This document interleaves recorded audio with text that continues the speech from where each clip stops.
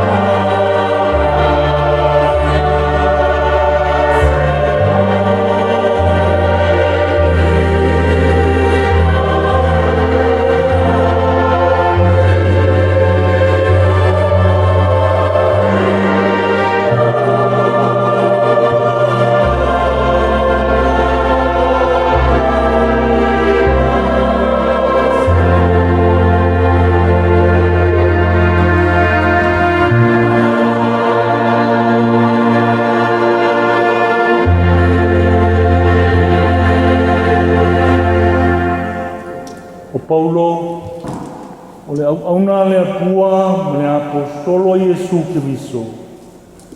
Ona o le whātua tua o e o filifilia e le atua. Ma le iloa le lei o le upumoni, e wai le amio tua. I tātou tālo. Whamalingi mai alo lava ngā sa. Si papa tisoina matau ko rua i o mātou tangata tāpua i le nei kaya. Ia mātou langona ai ni ka ua, o le tāpua inga e oku atu i nā uafio. O le anganga ma le whamaoni laha. Ina ia mātou whai ai mea uma o le nei tāpua inga ta mā. Ia whai alawa i le anganga ma le whamaoni. Ma ia i ua tuai le whasilsilina o lo lawa vi inga. Lo mātou ta mā lo whai, o mātou mo i awhi ane i ngā uafio i le amatanga o le sāwinga a lau whanau. Mo mātou whātu ese ma wha māua lalo no mātou whale tonu mo mātou sise. O i mātou o se whanau o le fotu o le anga māsisei.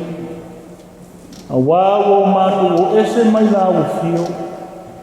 Ma ua whaia lawa le manao o le loto o le tangata lawa ia. A ua mātou whātua tua nai i la uafio ma lo fisoa soani mai. Ma ta lava o māsiasi le wāwhenga iai ma la uafio. I lo silisili ese ma lo pa ia. A o i mātou o se whānau a le tusai. O no o mātou sisei. Ma o mātou leanga i le wāwhenga iai ma la uafio. Mātou whamawalalo mo mātou whātu ese lo mātou tamai. Mo mātou uatu i nā uafio i le nganga o le salamo i a whamawa. Mo mātou kālo i lau whamagalonga. Se matau o le toto Iesu na malini i lunga o le sātau. Se i whamamama whamagalano i nai ang sala le tangata. To e whawhawina i mātou. Saunia se loto i a fau. Na ia mātou la ngona lo mātou salamo whamaoni. Ina ia mātou atu e mafuta whātasi ma la uafio e sāwawari le ola fau mai lau la wafio. Nei se o i le whāwawau e whāwawau lawa. I lo swafa Iesu a mātou ole ma wala au atuai. Amene. Tātou pese valus fumantou.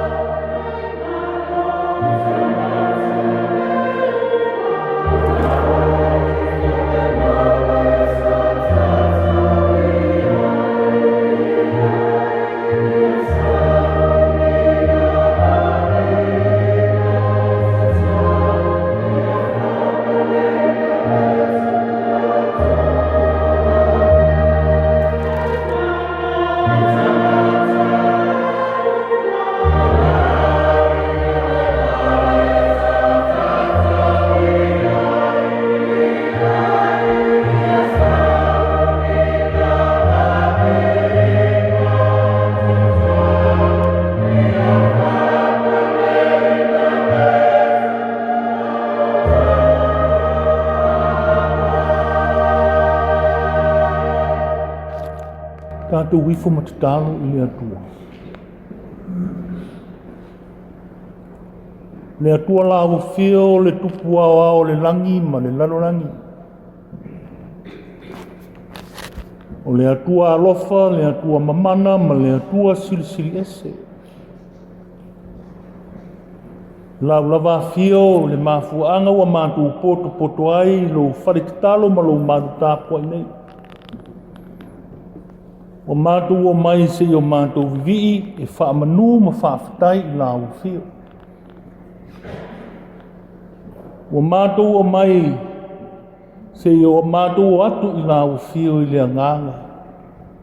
Ma wholasia I o ruma o matu roto ua tutumu I le oli o le fia ma le whiatanga. Wao la o fio o matu pene iai le nei tai au. Sa tofu le tangata malana sa whenga iai le nawa yasu o tona iatu. O mātou wawa ia tu fo I le tā ape mai o lau ka le sia. Mātou mafuta manisi o la mātou mafutanga sa whenga iai mausu ngā whono ma le tāpua inga o le whono a lau ka le sia. Wa mātou taritonu o lo whapena o na malanga mai o mātou mātua ta mātou ina ma le tinama se vaenga o la mātou ka le sia. O la mātou whawhetai lea I la wafio lea tua. A wāna le se anoa la wafio. Se manua le mawhai na mātou pēnei le nei taia. Whawhetai lea tua I le ola ma lo mātou malosi. Whawhetai lau taita inga I tio te mawhaiva ma lava singa sa whenga iai lau whanau le vai asu o tona iatu. Le nei o mātou waulia mai le toia sā o la mātou wholaunga I le nei masina. Ai whamalo pule o le vi inga I whafoi I lau fio. A wā ua whaia lava I lau fio mea silisili mo I mātou. O lo wanga le nei, o lau whaasoa, o lau puipuinga I a lau whaiva matiute. O whamoemoenga ese sa whenga iai. Le neo mātou to e poto whātasi I le nei tai au. Whawhetai le atua I le whato whala inga sa whenga iai lo nuu ma lau kānesia.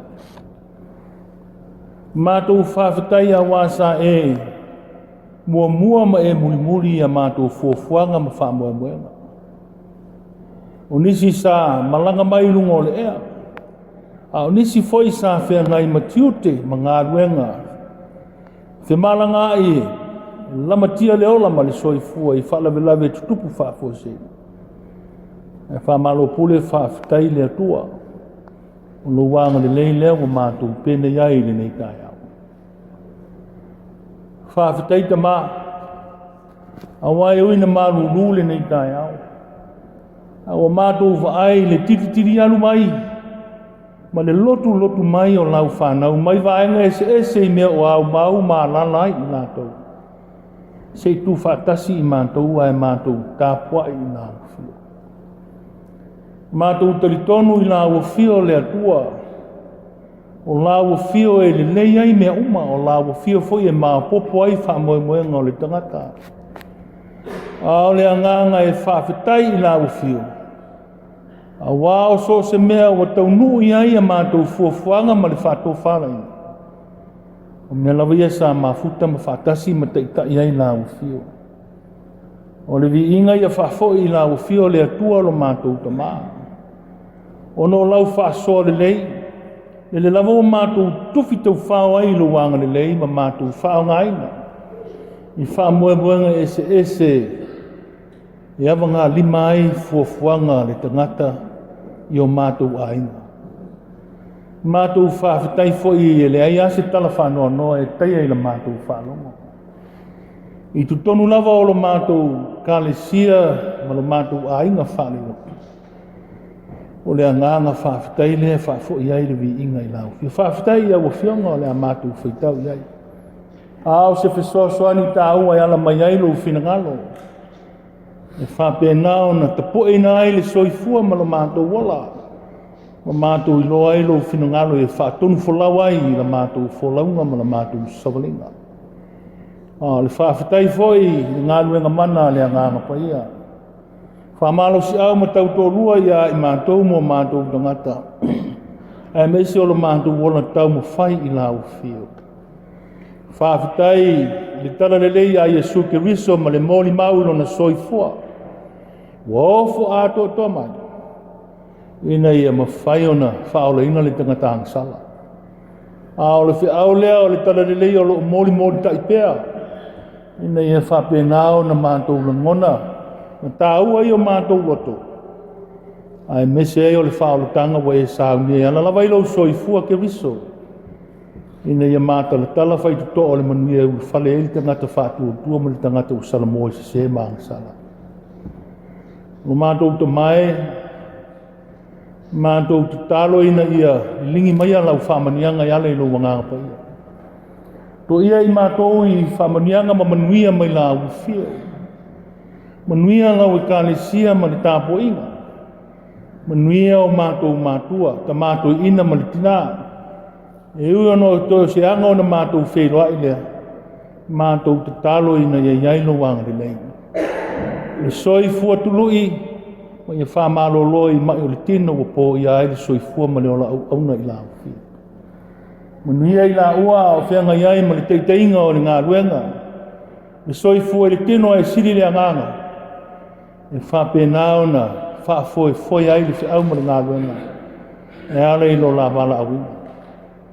Manuia ta māma tina mātutua o le kālesia.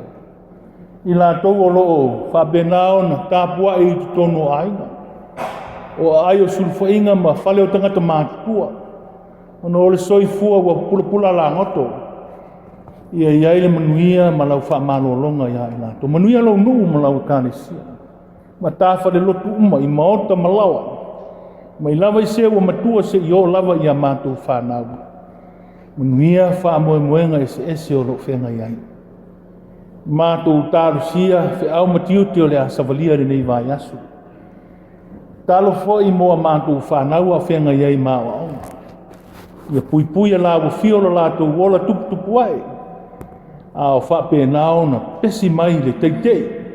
O tū maanga e le fia sila iai. Lawa fio ona o winga o le lalolangi ma le whaososonga le ti Apollo. O mātou te talo lea li ia ia manuia lau e kālesia. Ma lana mori mau ma le whamisiona. Ia tupu maola lau whiau ma le talarelei. Ia mātou sāwawali ma tau muli pēa I lo whinangalo ma le whiau e pēo na walawina I mātou. O mātou te talo I la o whio lea li ia manuia. E ngā luenga le talarelei tono le pūlenga ma le mta ngā luenga ma lau e kālesia. Manuia lau e kālesia o ao ma le tā ape mai. O ana whonu tanga mai unga o mwhai o na whata oto. Mo le manuia o le whiau ma le ngā luenga. I la tau o wala awina. E whai ma teita I tofi ma tiute. Mātou te talo ia iai lau whamanianga mo I lātou. Te talo mo lau whamawhanwhananga mo e wa whanoa noa.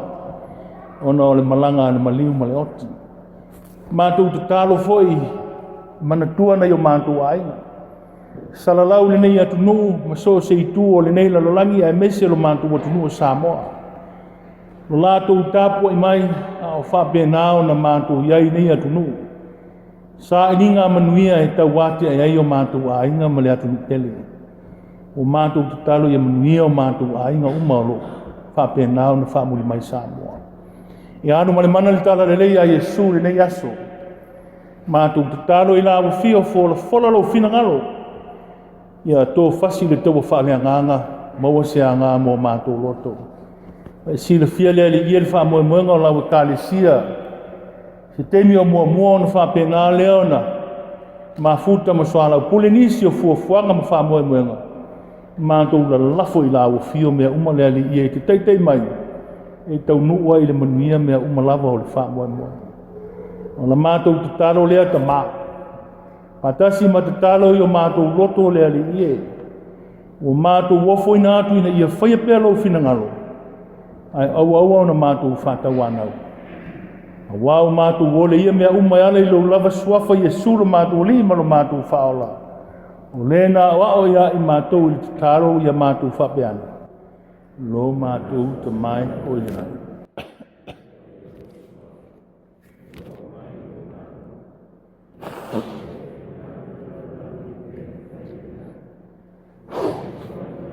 Ia mātou te mai, ia mātou mea ai te mai. Mangano ia te mātou, ia mātou sa. E mātou fo I o mātou whamahana. Wang lea mai ia te mātou. Au foi te ini mātou whasoso. A ia la vea ia mātou ailea. Wai o le malo palman. Antua mariwi inga whaapana. Amen. Tātou tāpo ia tu ale au ino le tātou tāma.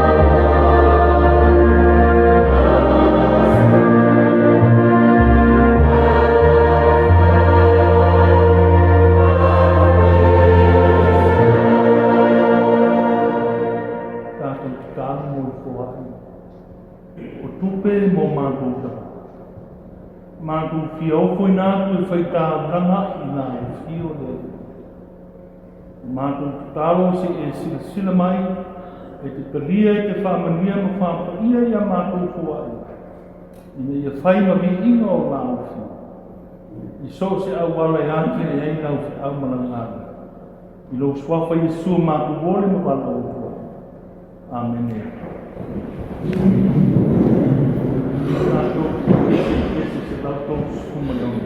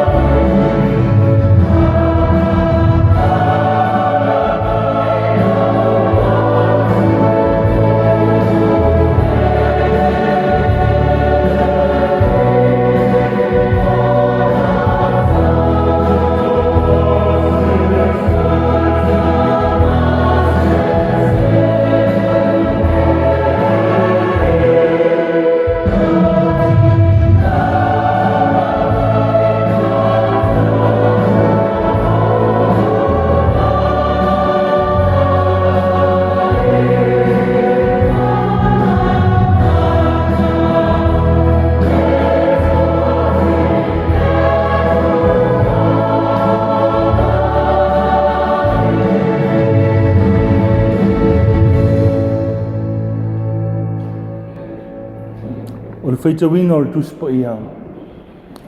Tusi whilwhilia mo i tātou le nei tai au. Tito o lona mta upu mua. Ia matana tātou whaitau mai le whai upu mua e. Whangata le whai upu e 5. Tātou te whaitau hea wawa i ai.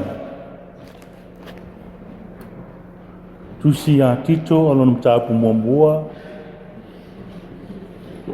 Tātou te whaitau hea wawa i mai le whai upu mua. Whangata mai le whai upu e 5. Whaafunga mai a inisi o whionga pa ia alo tātou oli.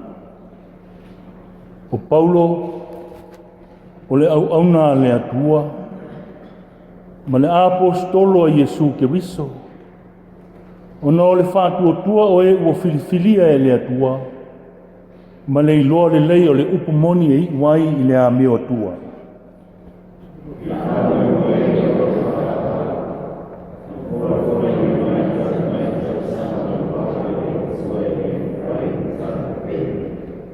Ua whaalia mai lana lava a whionga i ona pō e te tauai i le tāla inga ua tuina mai i a te au.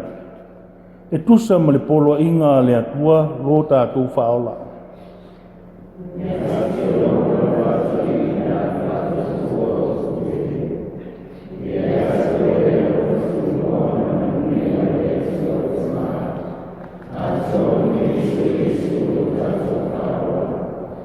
Ma le whai upu e 5.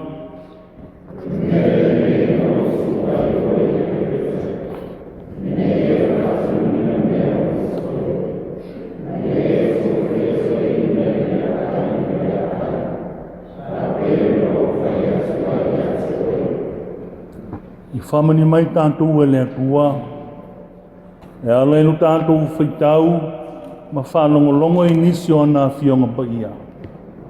Mai atu mau atu pēr ia te ia lona lava vinga. Nei, se ia o i le whaavavau e whaavavau lava. Amen. Ia malia i lawa whio upo lo ngutu ma mawhauwhaunga o lo roto. Le ali ia lo mātou papa ma le na te tongi o laina i mātou. O le launga i le suafa mamalu o le atua le tamā. Le atua le alo ma le atua le angang sā. Amen. O Paulo.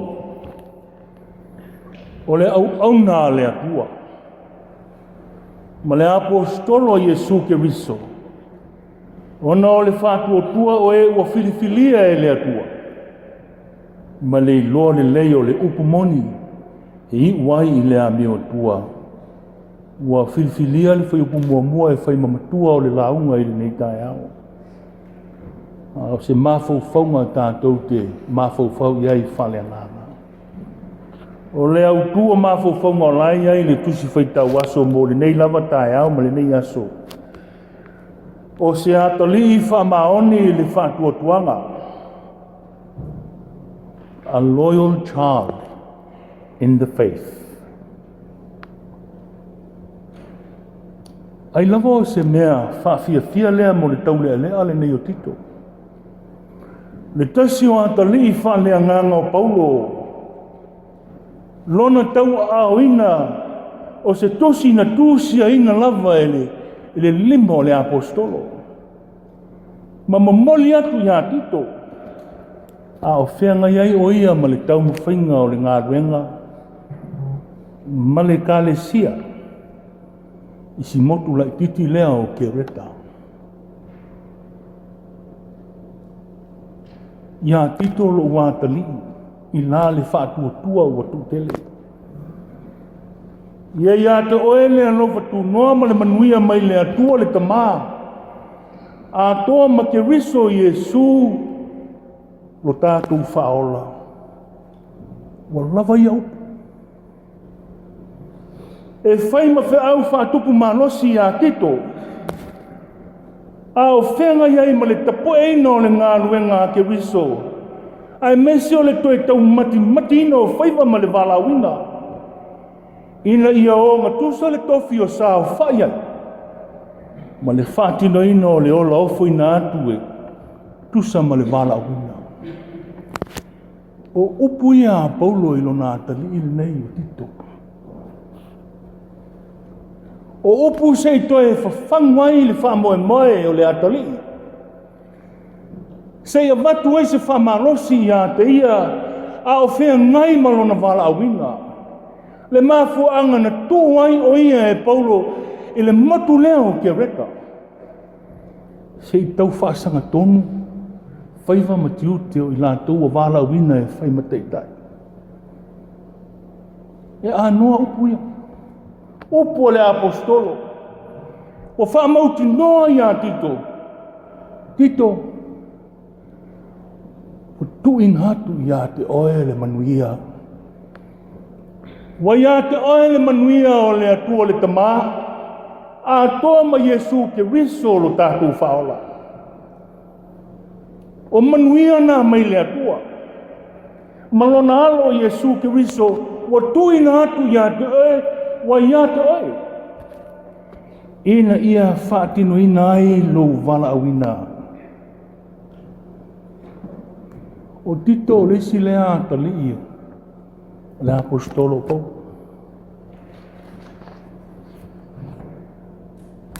O le tama na tu e Paulo. E na te whaawa wina le ngā ruenga. A oia tele ai e tau whana tinati. Le tala ino le tala le lei. I Macedonia.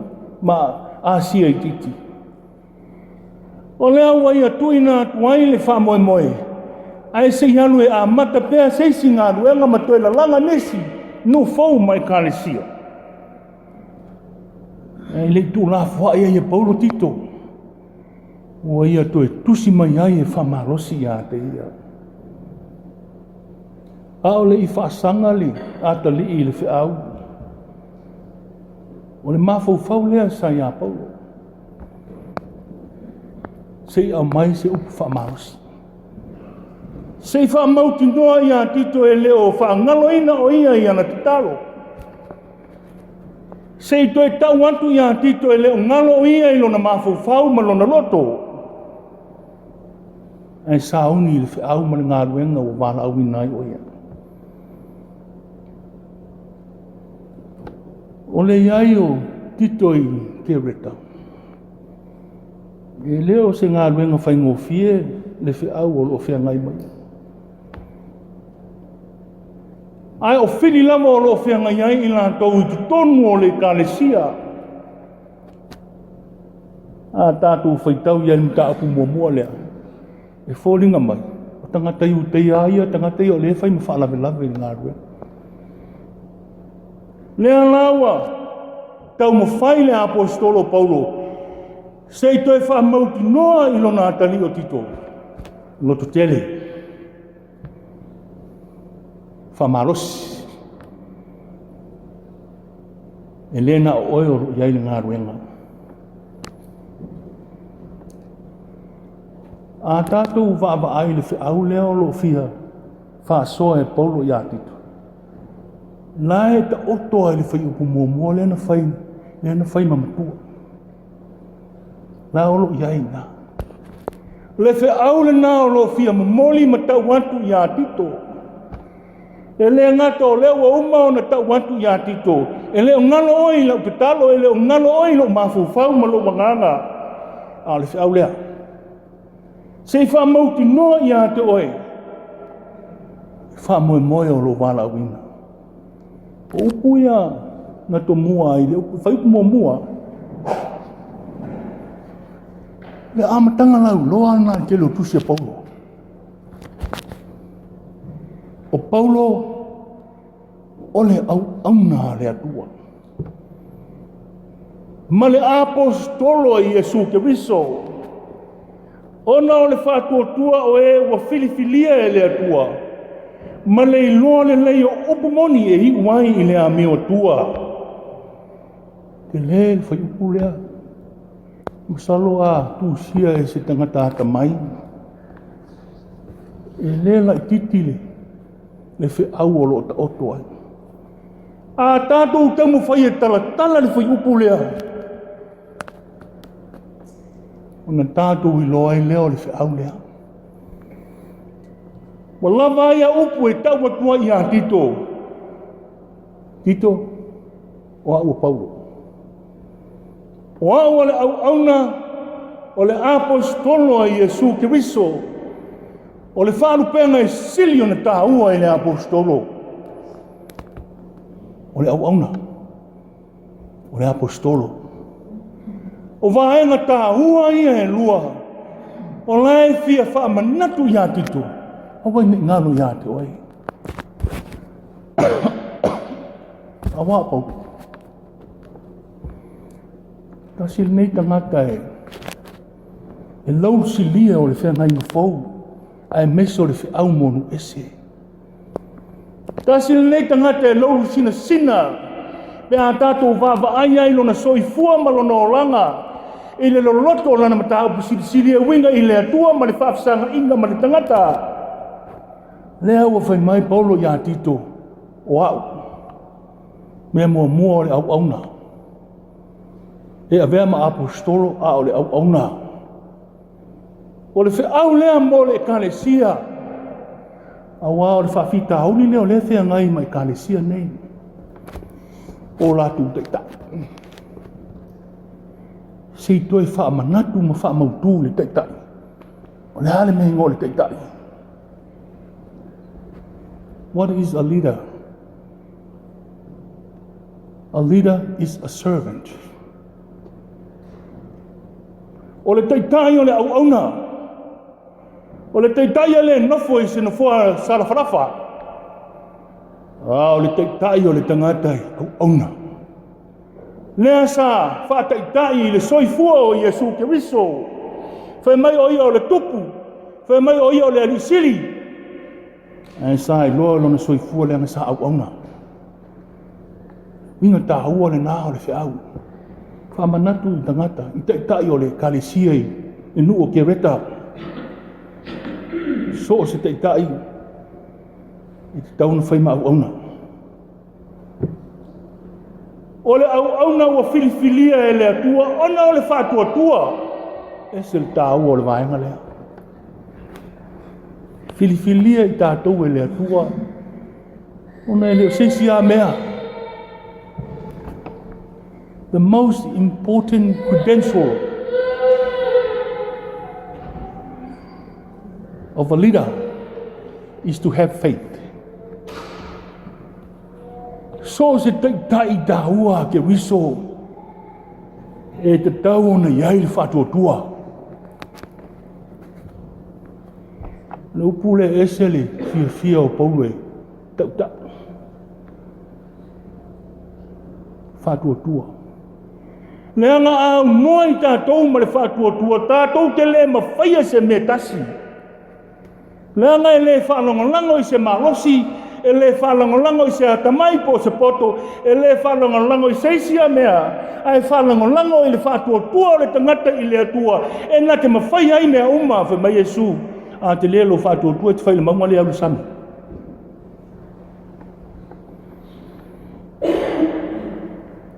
O le whiau tāua lana. Tito, whai teitai o le kalesia. Ia te lelo lātou whātua. Ua filifilia i lātou e le atua, e whai ma au auna, e whai ma teitai, e whai ma apostolo, ia te lelo lātou whātua. O se whamanatu tāua lea mo so se te tai.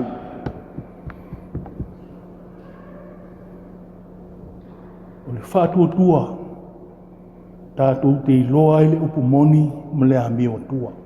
Ia, ona olo leo Paulo le tūlanga lea. Me tāua la lea.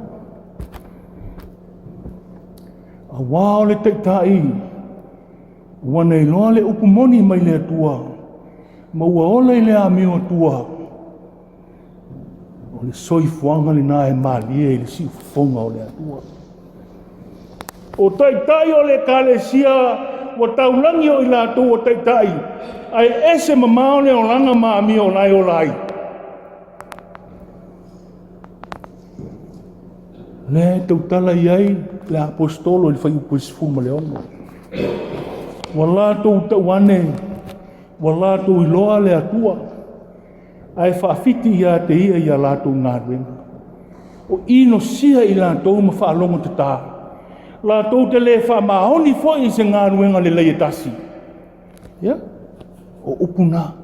Mai whai ai. Whai ai taitai, whai ai toi ina, whai ai ti akono, whai ai lātou wa sāwha, whai tō whinga e whai ma taitai. E se le sāo whai ili na fua. E se le o langa lai o lai.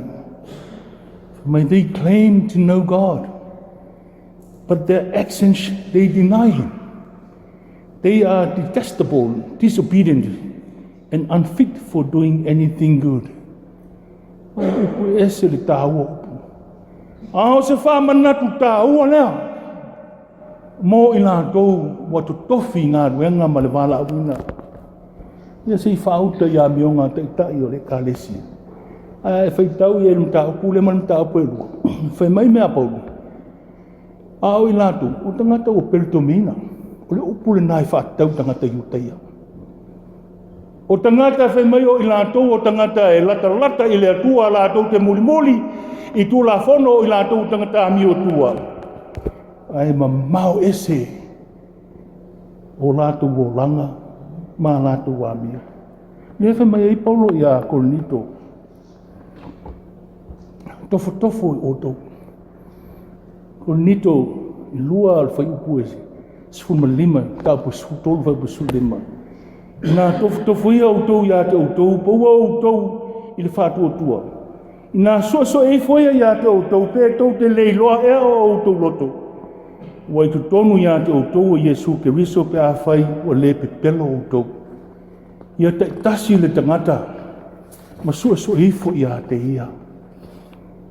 A wā o le tangata lava ia, o loo ia i loa le mea o loo savali, ma muli ai e tusa ma lona wala awina. O se whawhangu tā ua lea, mō tai o e kālesia. O le ngā luenga lea tua lea ua uma o na tūlau pola, ma ua whapena o na wala awina le tangata e tusa ma lona wala awina ma mea alofa lea tua e tufu mai. O a ua whaifi au, o lea o au, ti a kono. O so se vaenga ese o lo tātou wala awina. O le me sili o na tā ua, o le whamaoni. O le whiau le nā leo lo toi fia whangu atuai tai o le kālesia. Mai o te talitonu foi o le nā le whiau e tua lalo mo i tātou. O te wama ai foi au e iai. Nā unga oi ati oi. Whapewhia la wami. O le tau oi o le whiau whanofo ainga. Au e a mio i se whiau whanofo ainga. O se whawhangu tā ua mo i tātou. Se i tātou toe vāwa ai e tusa ma le wala awina wa wala awina ai o tātou tangata. Po o ngā tusa o tātou tūlanga wa wala awina ai ai tātou. Ma le ola e ofo inata, ma tātou wā mio. E tusa ma le silawhanga le atua. Io e le kālesia, ao se toe wha manatu le nā. O tito o le ata lii, wha tua ina, o le apostolo Paulo. A le whiau e toe whawhangu mo i tātou, e tusa mo tātou walawina. O walawina i tātou. O le alu fua lesi tangata wawa aile, le ngā ruenga ma le walawina o lesi. Ia pe alu fua ia uma, tilo, o whapewhia mai lea o ama le te akono po ai. Wawa ai ale tangata ia te ia, o whape ilo na walawina. A waoi, o lo sila le atua. O le whiau tā ua le nā, mo i tātou nei tai au. E peo na whautua, i le apostolo i polo ilo nā tali. Se e whaasanga i lo whaiva, se i toe tapu eina. Ma toe whaamanatu i tai o e kālesia i ke reta. Lo lātou walawina i a whaamaoni e te tasi le tangata. E tusa ma lona walawina. Ya, whaafitai le nei, mawhitanga sa tātou whianga iai le tolu vai asu. Ale atu e fwoi mailo tātou ta maa. Whaafitai wei umalmanuia, whonatanga sa whianga iai ma le haus whono. ole au tu e whaamanatu lea mo I tātou e wa vea I tātou matautai o mātua so se tangata lava e le whapea fo ina e ofu I whanau tātou tu e whaamai po whape I o tātou o langa e tusa ma le silsila mai a lea tua Amen.